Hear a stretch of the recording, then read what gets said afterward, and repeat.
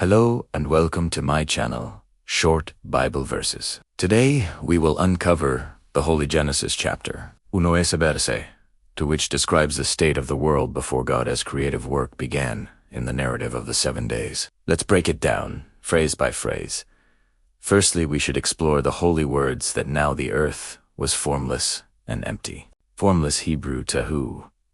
This means without shape, structure, or order. A chaotic, uninhabitable void. Empty Hebrew ba'u. This conveys desolation, emptiness, a lack of inhabitants or contents. Together, tahu wabo suggests a state of chaotic, unproductive wilderness, not yet organized for life or purpose. And now in the second part of the verse, our darkness was over the surface of the deep. Let's explore it. Darkness. In ancient Near Eastern thought, darkness often symbolized chaos, danger, and the absence of God's creative order. The deep Hebrew tehim refers to the primeval cosmic waters, often seen in ancient creation myths as a chaotic, watery abyss. In the Bible, God brings order by controlling these waters, separating them, setting boundaries. And in the third part of the verse, it is said that, and the Spirit of God was hovering over the waters. So let's talk about it. Spirit of God, Hebrew, Ruach Elohim, can be translated as spirit, wind, or breath of God. Here it signifies God's active presence and life-giving power. Hovering Hebrew, maroshapat.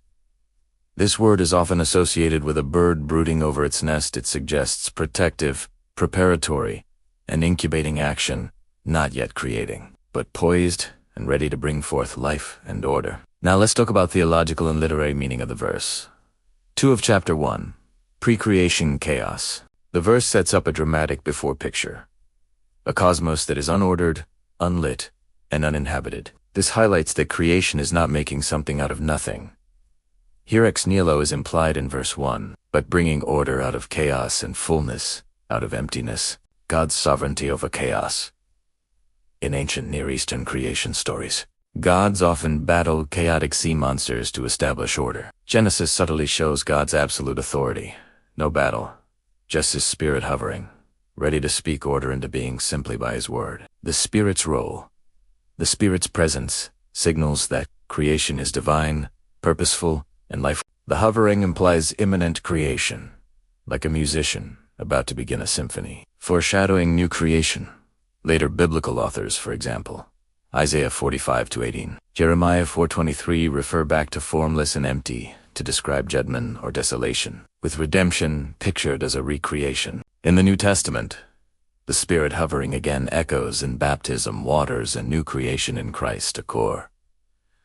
4:2-6, John 1:2, 1-5. What are the symbolic connections of Bible? Genesis chapter 1 verse 2.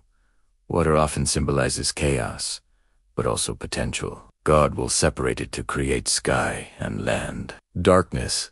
God will soon create light and separate it from darkness, naming them and establishing time. Spirit.